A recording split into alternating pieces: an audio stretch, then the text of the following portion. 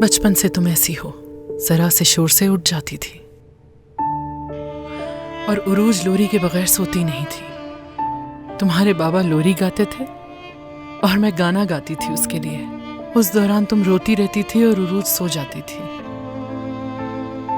तुम दोनों के बचपन में बहुत तकलीफ उठाई है मैंने।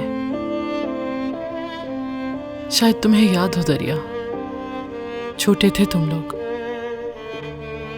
जब उरूज बीमार हुई थी। अपने मुंह से खाना नहीं खा सकती थी वो, और उसे देखकर तुम भी खाना नहीं खाती थी। एक दिन उसकी आंखें इतनी बाहर आ गईं कि तुमने उसे देख के रोना शुरू कर दिया।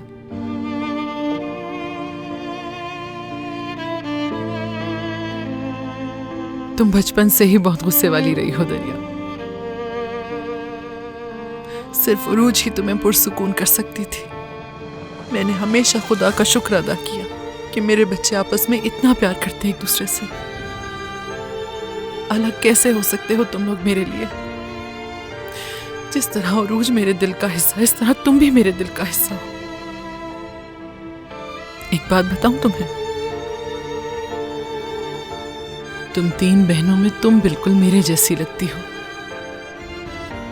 और मुझे लगता है कि अपनी बहनों में से तुम सबसे ज्यादा मजबूत हो। वालिदैन के लिए उनकी औलाद बराबर होती है। मगर तुमने सुबह वाकई में बहुत गुस्सा दिला दिया था दरिया। बहुत परेशान हो गई थी मैं आज, क्योंकि तुम्हारा उरूज से बात करने का तरीका मुझे अच्छा नहीं लगा। असल में तुम ऐसी नहीं हो।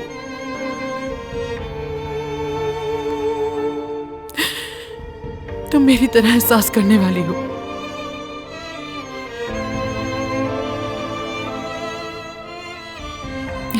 खैर, जब मां बनोगी तब समझोगी।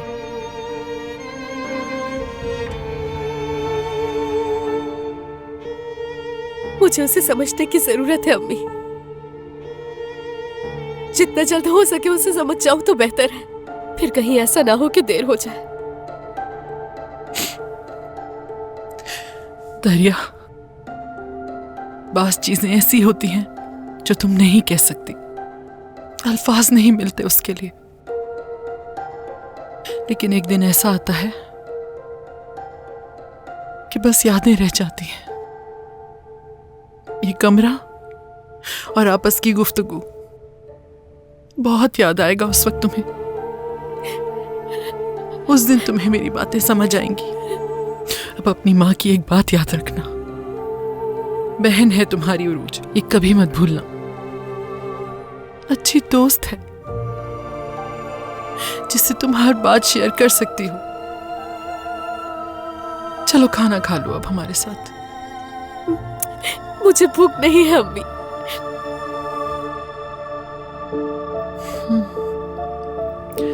ठीक है।